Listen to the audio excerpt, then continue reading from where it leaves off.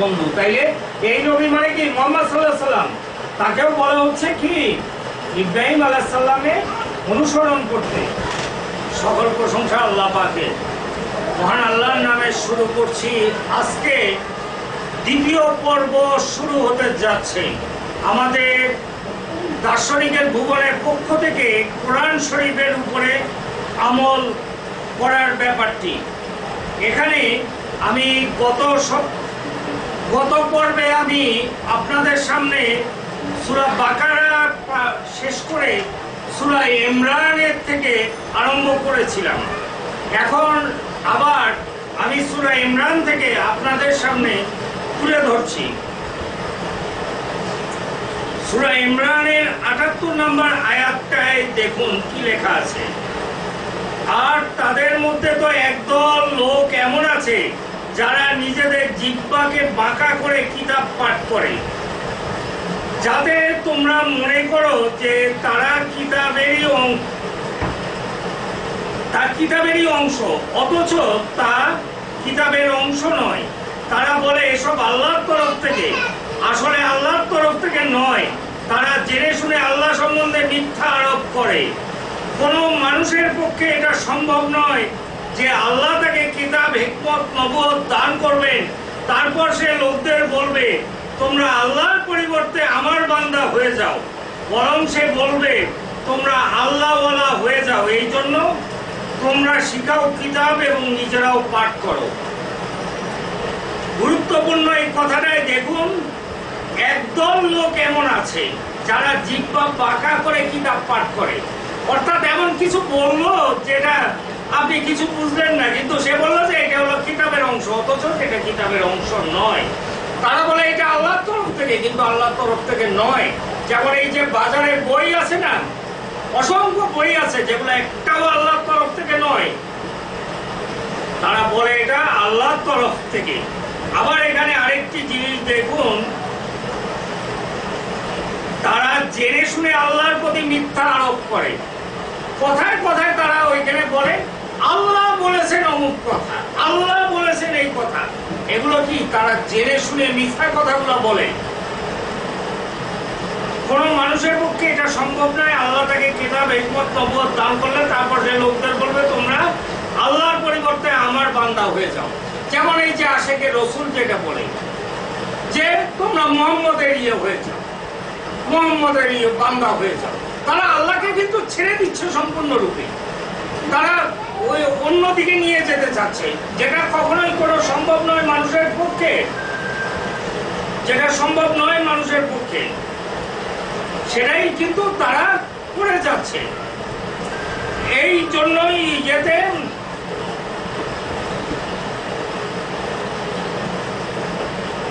বুঝতে হবে, যত বড় মোল্লা মুন্সি যাই হোক না কেন, যা খুশি হোক গে, কোনো অসুবিধা নাই, কিন্তু কেউই কোনো অবস্থাতেই নয়, কোনো অবস্থাতে নয় আল্লাহকে ছেড়ে অন্য কারো ঠিক করা। এখানে ৮৩ নম্বর আয়াত সূরা ইমরান। তবে কি তারা আল্লাহর দ্বীনের পরিবর্তে অন্য দ্বীন অন্বেষণ করে, অথচ তার কাছে আত্মসমর্পণ করেছে আসমান জমিনে যা কিছু আছে, স্বেচ্ছায় কিংবা অনিচ্ছায়, তারই দিকে তারা সবাই প্রবর্তিত হবে।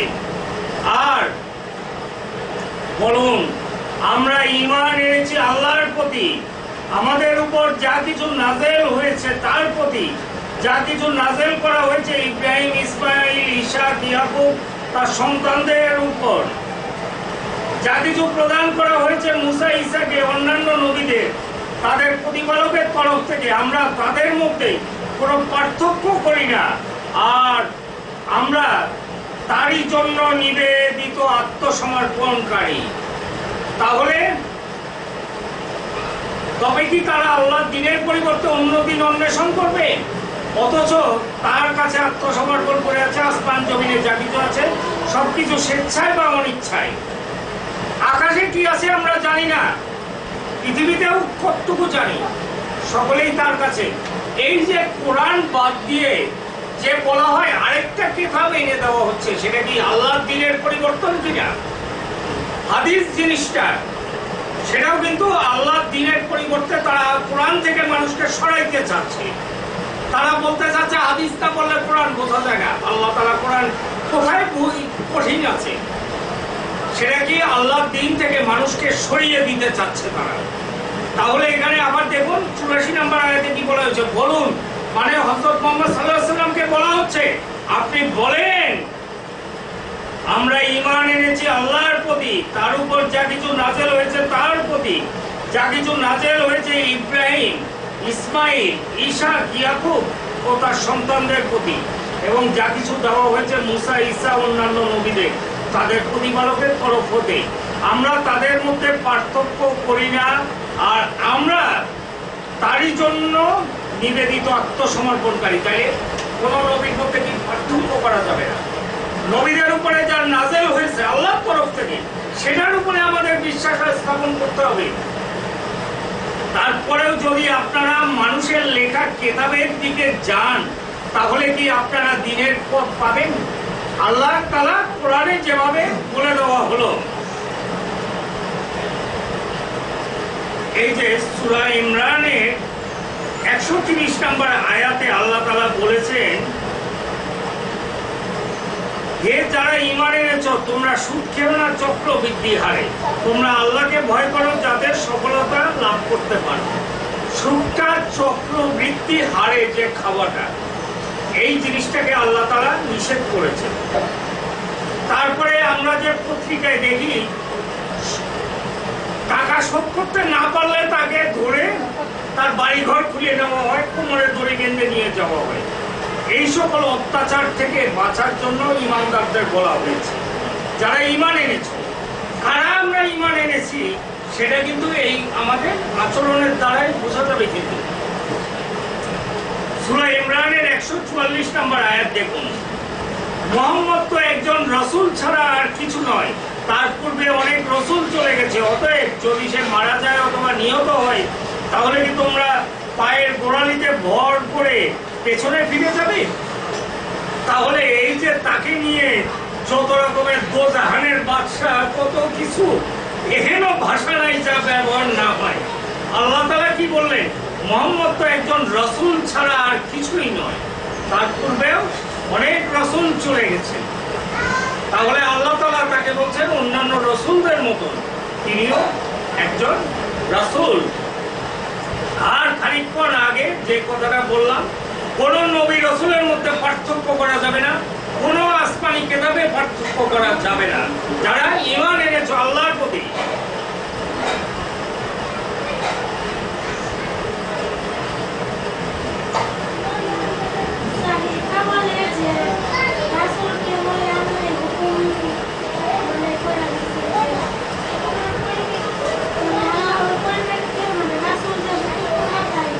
রাসূল কি হুকুম কি করেন, তার উপরে যা নাযিল হয়েছে সেটাই তিনি হুকুম করেন, এর বাইরে তিনি একটা কথাও বলেন না। তার দায়িত্ব আল্লাহর কালাম মানুষের মাঝে প্রচার করা। পূর্ববর্তী রাসূলদের মতো তিনিও ধারাবাহিকভাবে তাই করে গেছেন, কোনো সময় এর বাইরে তিনি যান নাই। যে গল্প মানুষ বানায় এগুলো মিথ্যা।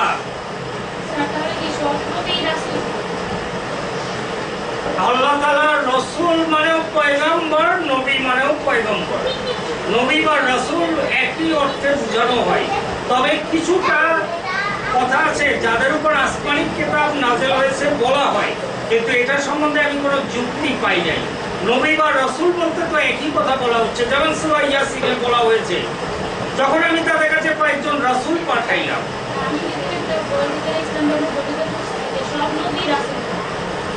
এখানে আল্লাহ তাআলা তো এই কোরআন শরীফে এটাকে আলাদা করেন নাই, নবী এবং রাসূলের শব্দটা আলাদা করেন নাই। সবাইকে রাসূল বলছেন এবং নবীও বলছেন, রাসূলগণ বলছেন, আলাদা করেন নাই। কাজেই আমাদের ওটা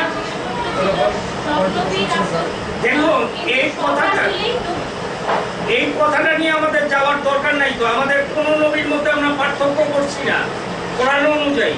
কাজেই নবী রাসূল ওই শব্দটা আমাদের বিশ্লেষণে যাওয়ার কোনো দরকার নাই, যেহেতু আল্লাহ তাআলা সব নবীকেই আমাদের সমান সম্মান দিতে হচ্ছে। বলেন, সাধারণভাবে বলা হয় যিনি রিসালাত প্রাপ্ত হয়েছেন, যিনারা বেশ কয়েকজন, ওনাদেরকে নাকি রাসূল বলা হয়। রিসালাত মানে কি? একটা দায়িত্ব। দায়িত্ব সকল নবীকেই দায়িত্ব দিয়ে পাঠানো হয়েছে। কোন নবীকে দায়িত্বের বাইরে? সেই আদম আলাইহিস সালামের উপরে ওজিফা হয়েছে, প্রত্যেক নবীর উপরে কোনো না কোনো ওজিফা এসেছে। দায়িত্ব প্রত্যেক নবীরই দায়িত্ব আল্লাহর কালাম মানুষের মাঝে প্রচার করা। স্যার আপনি কি বলবেন ওজিফা বলতে কি আপনি যেটা সাধারণ আমরা সহিফা বলে থাকি সেটা কি ওজিফা বলতে? ওজিফা কি জিনিস আমি জানি না। কোরআন শরীফে ওজিফা বলা হয়েছে ছোট ছোট চারটা আসমানি কিতাব ছাড়া বাকিগুলো কিন্তু সহিফা, সেটাই কি আমরা সব ভুল জানতে হবে? ওজিফা হিসেবে আখ্যায়িত হবে ওটাই। চারটা আসমানি কিতাব ছাড়াও আরো অসংখ্য ওজিফা নবীদের উপরে নাযিল হয়েছে। ওই শব্দে এদিক ওদিক হতেই পারে। দেখুন সূরা আল ইমরানের 195 নম্বর আয়াতটা দেখুন। তারপর তাদের রব তাদের প্রার্থনা কবুল করে বললেন, আমি বিনষ্ট করি না তোমাদের মধ্যে কোনো পরিশ্রমিকের কর্ম, তা সে হোক পুরুষ কিংবা স্ত্রী লোক, তোমরা একে অপরের অংশ। তাহলে আমি বিনষ্ট করি না তোমাদের কোন পরিশ্রমের কর্ম, হোক সে পুরুষ কিংবা স্ত্রী লোক, তোমরা একে অন্যের অংশ। কারো কর্মফল তিনি ব্যর্থ করেন না, সে পুরুষ হোক বা নারী হোক, একে অন্যের অংশ। তাহলে আরে সার্বিকভাবে মানুষের সম্বন্ধে বলা হচ্ছে, এখানে নবীর কথা নয়। কথাটা কি বোঝেন নাই? তারপর তাদের রব তাদের প্রার্থনা কবুল করলেন, বললেন আল্লাহ বললেন, আমি বিনষ্ট করি না তোমাদের কোন পরিশ্রমিকের কর্ম, তা সে হোক পুরুষ কিংবা স্ত্রী লোক, তোমরা একে অপরের অংশ। তাহলে নারীকে কোথায় কমালেন আল্লাহ তাআলা? অসম্মান করলেন কোথায়? পুরুষ নারীকে বললেন একে অন্যের অংশ। তাহলে হ্যাঁ, তাহলে এখানে যে মৌলবাদীরা নারীকে তাদের কারো কর্ম তিনি বিফল করেন না, এবং নারী পুরুষ একে অন্যের অংশ, এবং প্লাস তারা একে অন্যের অংশ, কেউ কারো চেয়ে বড় নয়। এই কথাটা আল্লাহ তাআলা বললেন। বড় হলেই তো ছোট হবে। সামাজিক ভাবে ইয়ে করে, কিন্তু আল্লাহ তাআলা এটা করেন নাই। হ্যাঁ, এই কথাটা আপনাদের জানতে হবে, যাতে আপনারা প্রতারিত না হন। ইসলামের সম্বন্ধে আপনাদের বিদ্বেষ এসে যায় যে আল্লাহ তাআলা আমাদেরকে কম অসুবিধা করেছেন। না, আল্লাহ তাআলা করেন নাই, ভুল এটা। সূরা আল নিসায় আসছি এখন। 3 নম্বর আয়াতে যেটা লেখা আছে সূরা আল নিসার, আর যদি তোমরা ভয় করো যে এতিম মেয়েদের সম্পর্কে সুবিচার করতে পারবে না, তবে বিয়ে করে নাও অন্য নারীদের মধ্যে থেকে যাকে তোমাদের মনোপুত হয়, 2, 3 কিংবা 4 জন পর্যন্ত। কিন্তু যদি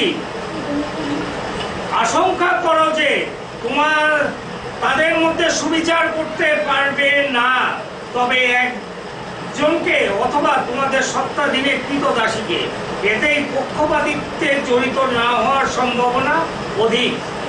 কথাটাকে কোথায় নেওয়া হয়েছে দেখুন। যদি এতিম মেয়েদের প্রতি সুবিচার না করতে পারলে, তাদের যদি মনোপুত হয়, তাহলে তাদের থেকে বিয়ে করে নাও, তাকে 1 জন, 2 জন, 3 জন অথবা 4 জন পর্যন্ত। কিন্তু যদি আশঙ্কা করো সুবিচার করতে পারবে না, তাহলে একজনকে সাবধান করে দেওয়া হয়েছে। কিন্তু হ্যাঁ, সমান অধিকার না দিতে পারো, সামর্থ্য থাকলে সমান অধিকার না দিতে পারো বা সবার সমান আচরণ না করতে পারো, একজনকেই গ্রহণ করবে। আর এটা কিন্তু 4টা বিয়ে করতে বলা হয় নাই। এতিম মেয়েদেরকে আশ্রয় দেওয়ার উদ্দেশ্যে 4 জন এতিমকে বিয়ে করা যায়। কিন্তু যদি সমতা না রক্ষা করা যায়, তাই একজনই যথেষ্ট। কাজে আল্লাহ তাআলা কিন্তু দ্বিতীয় বিয়ের কথা বলেন নাই এখানে। এটারে মানুষ 4 বিয়ে জায়েজ করা হয় নাই।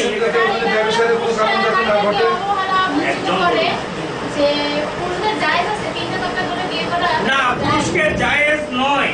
এখানে সূরা আল নিসার 3 নম্বর আয়াতেই তো বলা হলো এতিম মেয়েদের জন্য, এতিম মেয়েদেরকে রক্ষা করার জন্য যদি এটা করা যায়, তারপরেও যায়, কিন্তু যদি সমতা রক্ষা না করা হয় তাহলে একটাই যথেষ্ট। এটা হলো গুরুত্বপূর্ণ একটি অত্যন্ত গুরুত্বপূর্ণ আয়াত। মানুষকে কোরআন থেকে সরিয়ে রাখতে পারলে তাকে যা ইচ্ছা তাই ভুল বুঝানো যায়। দেখুন তাহলে এটা কি অনেকটা সে জিহ্বা পাকা করা, অর্থাৎ কথাটাকে বিকৃত ভাবে বিকৃত করা। উপস্থাপন করা। এই যে আবার দেখুন সূরা আন-নিসা 20 নম্বর আয়াত থেকে আমি পড়ছি, আর যদি তোমরা এক স্ত্রীর স্থলে অন্য স্ত্রী পরিবর্তন করতে ইচ্ছা করো এবং তাদের একজনকে প্রচুর অর্থ দিয়ে থাকো, তবু তা থেকে কিছুই ফেরত গ্রহণ করো না। তোমরা কি তা গ্রহণ করবে মিথ্যা অপবাদ ও প্রকাশ্য পাপাচারের মাধ্যমে? এই যে আল্লাহ তাআলা আরেকটি কথা দেখুন, আল্লাহ তাআলা আরেকটি কথা কি বললেন, যদি তোমরা এক স্ত্রীর স্থলে অন্য স্ত্রী গ্রহণ করো, একজনকে প্রচুর অর্থ দিলেও কিছুই ফেরত নিও না। প্রথম স্ত্রীকে প্রচুর অর্থ দিয়ে দাও কিন্তু ফেরত নিও না, তাহলে দ্বিতীয় বিয়ে করতে গেলেও কিন্তু প্রথম স্ত্রীর সম্মান, যে সম্মানটা রাখা, কতটুকু ইয়ে দেওয়া হয়েছে দ্বিতীয় স্ত্রী করতে গেলেও। এখানে 4 বিয়ের কিন্তু বলা হয়নি, দ্বিতীয় স্ত্রী নিতে গেলেও প্রথম স্ত্রী থেকে।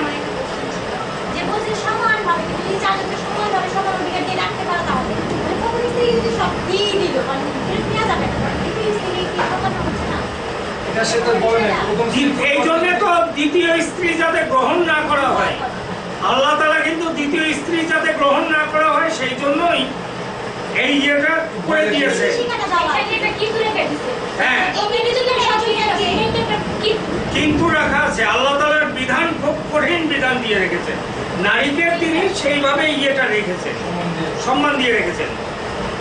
23 নম্বর আয়াত সূরা আন-নিসা, তোমাদের জন্য হারাম করা হয়েছে তোমাদের মাতা, তোমাদের কন্যা, তোমাদের ভগ্নী, তোমাদের ফুফু, তোমাদের খালা, ভাতৃকন্যা, ভগিনী কন্যা, দুধ মাতা, দুধ বোন, শাশুড়ি, তোমাদের স্ত্রীদের পূর্বের স্বামীর ওরসজাত কন্যা, যারা তোমাদের অভিভাবকত্বে রয়েছে, যদি তোমরা ওই স্ত্রী লোকের সাথে সহবাস করে থাকো। যদি তাদের সাথে সহবাস না করে থাকো তাহলে কোনো অপরাধ নাই। এবং তোমাদের জন্য হারাম করা হয়েছে তোমাদের ওরসজাত পুত্রের স্ত্রী এবং 2 বোনকে একত্রে বিয়ে করা। পূর্বে যা গত হয়েছে তা হয়েছে, নিশ্চয়ই আল্লাহ পরম ক্ষমাশীল, পরম দয়ালু। তাইলে কাকে কাকে বিয়ে করা যাবে না সেটাও আল্লাহ তাআলা কিন্তু ক্লিয়ার করে দিলেন, কাকে কাকে বিয়ে করা যাবে না। সূরা আন-নিসা 43 নম্বর আয়াতে আপনি দেখুন কি লেখা আছে, হে যারা ঈমান এনেছো, তোমরা নেশায় মত্ত অবস্থায় নামাজের কাছেও যেও না, যতক্ষণ না তোমরা যা বলো তা বুঝতে পারো, আর অপবিত্র অবস্থায় নয়, যতক্ষণ না তোমরা গোসল করো, তবে মুসাফির অবস্থায় কথা স্বতন্ত্র।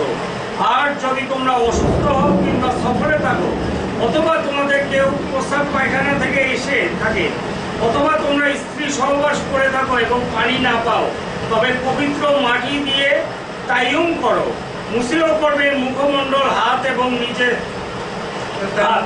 নিশ্চয়ই আল্লাহ হলেন অতিশয় মার্জনাকারী, পরম ক্ষমাশীল। এই যে কথাটা আগে আপনি বুঝুন, তারপরে উত্তর দিন শেষ করার পর। নেশা মুক্ত অবস্থায় নামাজের কাছেও যেও না, যতক্ষণ তোমরা নিজেদের কথা বুঝতে না পারো। নেশা মুক্ত অবস্থায়, হ্যাঁ, নেশাগ্রস্ত অবস্থায় নামাজ পড়াটা হারাম। তখন যতক্ষণ তুমি নিজের কি বলছো সেটাই যদি বুঝতে না পারো, এই অবস্থায় তোমরা নামাজের কাছে যেও না। আর অপবিত্র অবস্থায়, শরীর যদি অপবিত্র হয় তাইলে গোসল করো। মুসাফির অবস্থায় অর্থাৎ বেড়ানোর সময় কথা আলাদা, সেটা আলাদা।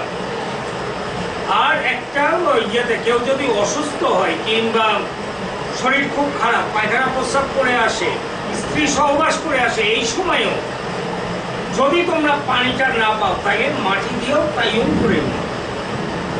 একজন এইখানটাই একজন আমাকে স্বামী স্ত্রীর গোলযোগের প্রেক্ষিতে আমাকে বলল যে শীতের রাত্রে তিনি নামাজ নিয়মিত পড়েন না, কিন্তু তিনি বললেন শীতের রাত্রে সকালে গোসল করতে হবে যদি আমার স্বামীর কাছে যাই, এই জন্য আমি তাকে দূরে সরাইছি। আল্লাহ তাআলা কিন্তু বলেছেন যদি তোমরা পানিও না পাও তাইলে ইয়ে দিয়েও কষ্ট থাকলে উঁচুটাও করে নিই, এইভাবেও সফর করা যায়। সব জায়গাতেই আল্লাহ তাআলা কিন্তু নাজাতের পথ দিয়েছে, একেবারে কিন্তু কষ্টদায়ক দেন নাই। আমাদের দেশে কয়টা জায়গায় রাত্রিতে গোসল করার সুযোগ থাকে, কয়টা বাড়িতে গরিব মানুষ। আল্লাহ তাআলা এই কোরআন উচ্চ নিচ সবার জন্য পাঠিয়েছেন। যখন তোমার কোনো বিপদ হবে, সমস্যা হবে, তখন তুমি এইভাবেও ক্লিয়ার হয়ে আল্লাহর ইবাদতে যেও, আল্লাহর স্মরণটা করো, মাটি দিয়ে করো। গোসল করতে পারো নাই, উজু করে নিও, উজু করার পানি পাও নাই, মাটি দিয়ে করো। যদি সফরে থাকো তখন আবার আরো কিছু দেওয়া আছে, তখন শিথিলতা দেওয়া আছে। আল্লাহ তাআলা পবিত্র হওয়ার জন্য অনেক পথ করে দিয়েছেন। কোন টর্চার করতে চান নাই আল্লাহ তাআলা, অত্যাচারী না তিনি। এই যে দেখুন সূরা নিসার 66 নম্বর আয়াত থেকে আমি পড়ছি, আর যদি আমি তোমাদের প্রতি ফরজ করে দিতাম যে তোমরা নিজেদেরকে হত্যা করো অথবা নিজেদের ঘর বাড়ি ছেড়ে বেরিয়ে যাও, তবে তোমাদের কয়েকজন ছাড়া কেউই তা করতো না। আর যদি তারা তা করত, যা করতে তাদেরকে উপদেশ দেওয়া হয়, তবে তাদের জন্য উত্তম হতো এবং ঈমানকে দৃঢ়তর করত। দেখুন, কথায় কথায় বলা হয় আত্মহত্যা হারাম, মঙ্গল গ্রহে মানুষ পাঠানো হবে সেটা হারাম, ইসলামে হারাম। কারণ ইসলামে আত্মহত্যা হারাম। যে আত্মহত্যা করবে তার জানাজা পড়া যাবে না। বিভিন্ন জায়গায় এই জানাজায় আত্মহত্যাকারীর জানাজা পড়া হয় না। কোরআনে কোথাও লেখা নাই আত্মহত্যা হারাম, অথচ মৌলানারা এই কথাটারে এত গুরুত্ব দিয়ে দিল। আত্মহত্যাকারী বেহেশতে যাবে না, আত্মহত্যাকারী পড়া যাবে না, জানাজা পড়া যাবে না। অথচ সূরা নিসার 66 নম্বর আয়াতে আল্লাহ তাআলা বলেছেন, আর আমি যদি ফরজ করে দিতাম যে তোমাদের নিজেদেরকে হত্যা করা, অর্থাৎ আত্মহত্যা করা, তাহলে কয়েকজন ছাড়া কেউই করতো না। তাহলে কত বড় মিথ্যার মধ্যে দিয়ে আমাদেরকে নিয়ে যাওয়া হচ্ছে। আত্মহত্যাকারীর জানাজা পড়া যাবে না, অথচ আল্লাহ তাআলা কোথাও বলেন না আত্মহত্যা হারাম।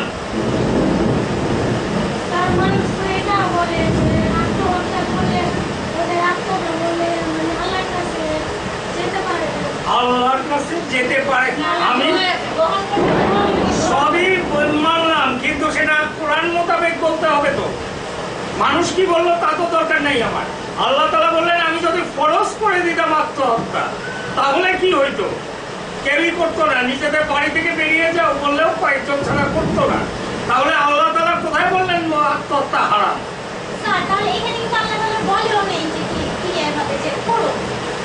হ্যাঁ, করো, সেটা আল্লাহ তাআলা তো বলেন নাই এটা হারাম।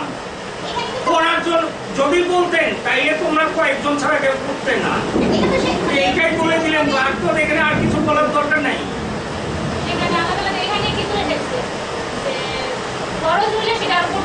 খরচ হইলে করতে না তোমরা।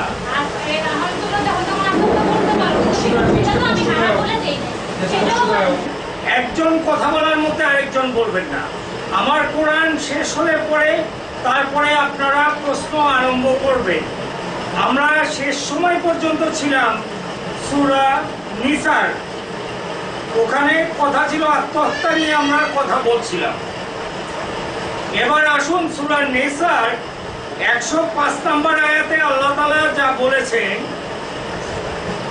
নিশ্চয়ই আমি আপনার প্রতি সত্য সহ কিতাব নাযিল করেছি, যাতে আপনি মানুষের মধ্যে বিচার মীমাংসা করেন সে অনুসারে যা আল্লাহ আপনাকে জানিয়েছে, আর আপনি বিশ্বাস ভঙ্গকারীদের পক্ষে বিতর্ককারী হবেন না।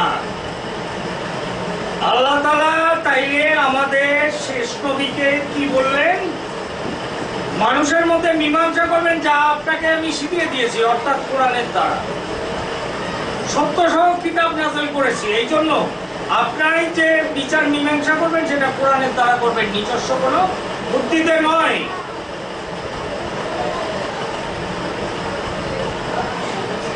এই যে দেখুন সূরা নিসার 123 নম্বর আয়াতে, তোমরা বৃথা আকাঙ্ক্ষায় কোনো কাজ হবে না এবং আহলে কিতাবদের বৃথা আকাঙ্ক্ষায় কোনো কাজ হবে না। যে কেউ মন্দ কাজ করবে সে তার প্রতিফল পাবে, আল্লাহ ছাড়া তার কোনো বন্ধুও নাই, সাহায্যকারীও নাই।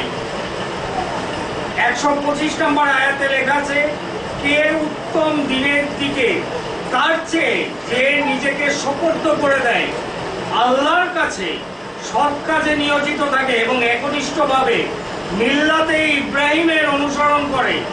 আল্লাহ ইব্রাহিমকে বন্ধুরূপে গ্রহণ করেছে। সূরা নিসায় 123 নম্বর আয়াতে কি বলা হলো? তোমাদের বৃথা আকাঙ্ক্ষা কোনো কাজে আসবে না, আহলে কিতাবের বৃথা আকাঙ্ক্ষা কাজে আসবে না। কেউ মন্দ কাজ করলে সে তার প্রতিফল পাবে। তাহলে আমি আল্লাহকে ফেলে অন্য কাজ করলাম, আল্লাহর কালাম ফেলে নিজের প্রবৃত্তি চালাইলাম, আর বললাম যে মনে মনে ভাবলাম যে এই তো আল্লাহ তাআলা আমারে বড় কিছু দিবেন। এটা হলো বৃথা আকাঙ্ক্ষা, মন্দ কাজ করা। যেমন এই যে কোন বিরোধিতা করলো কেউ, এই যে কোপাই মেরে ফেলা হলো বিরোধিতা করার সাথে। অনবরত বাংলাদেশে কোপাই মারা হচ্ছে, কিন্তু তারা ভাবতেছে আমরা কত বড় কাজ করে ফেলেছি। এটা বৃথা আকাঙ্ক্ষা, আল্লাহর কাছে এটা গ্রহণীয় নয়।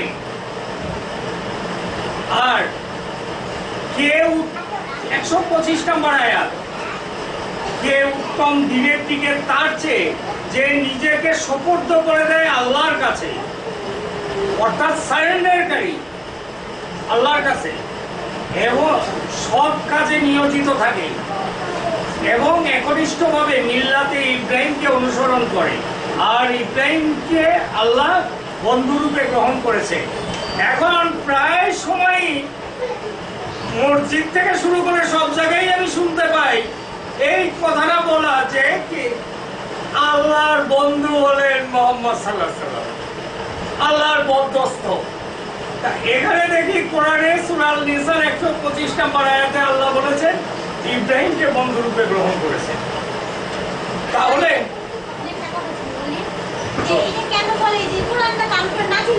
সেটা কোরআনটা নাযিল হয়েছে, সে তো অস্বীকার কেউ করে নাই, কিন্তু এটার মানে না তো, এটা তো কোরআনকে বিকৃত করা হলো। এখানে আল্লাহ তাআলা বলেছেন ইব্রাহিমকে আমি বন্ধুরূপে গ্রহণ করেছি, কোথাও বলেন নাই মুহাম্মদকে আমি বন্ধুরূপে গ্রহণ করেছি। আর দিনের পথ হলো একনিষ্ঠভাবে ইব্রাহিমের অনুসরণ করা যায়, সেটাই দিনের পথ বলা হয়েছে। কারণ তাকে বন্ধুরূপে গ্রহণ করেছেন, অন্য কাউকে করেন নাই।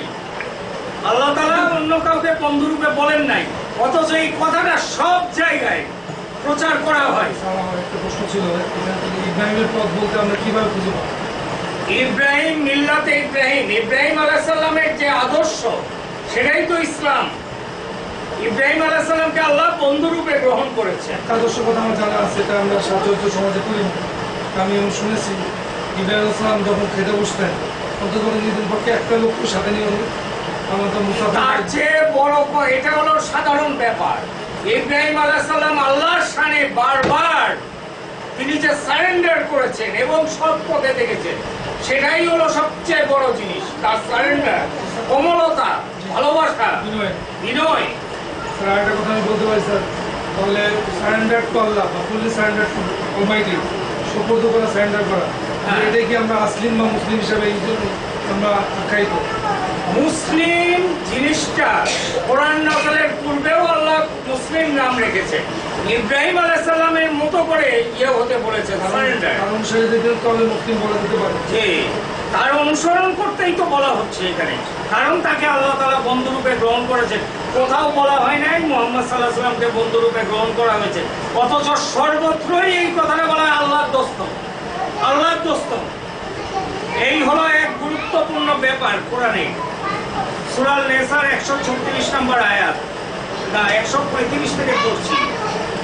ওহে যারা ঈমান এনেছো, তোমরা ন্যায় বিচারে দৃঢ় প্রতিষ্ঠিত থাকবে, আল্লাহ সাক্ষীর স্বরূপ, যদিও তা তোমাদের নিজেদের কিংবা পিতা মাতা আত্মীয় স্বজনের বিরুদ্ধে হয়, হোক সে ধনী অথবা দরিদ্র, উভয়ের সাথে আল্লাহর সম্পর্ক অধিকতর। অতএব ন্যায় বিচার করতে গিয়ে তোমরা কামনা বাসনার অনুসরণ করো না। আর যদি তোমরা ঘুরিয়ে পেঁচিয়ে কথা বলো অথবা পাশ কাটিয়ে যাও, তবে জেনে রেখো নিশ্চয়ই আল্লাহ তোমরা যা করো তার পরিপূর্ণ খবর রাখেন। হে মুমিনগণ, তোমরা ঈমান আনো আল্লাহর প্রতি তার রসুলের প্রতি, তিনি যে কেতাব তার রসুলের উপর নাযিল করেছেন তার প্রতি, এবং যে কেতাব তিনি পূর্বে নাযিল করেছেন তার প্রতি। আর যে অবিশ্বাস করে আল্লাহকে, তার ফেরেশতাদের, তার কিতাব সমূহকে আর রসুলদের এবং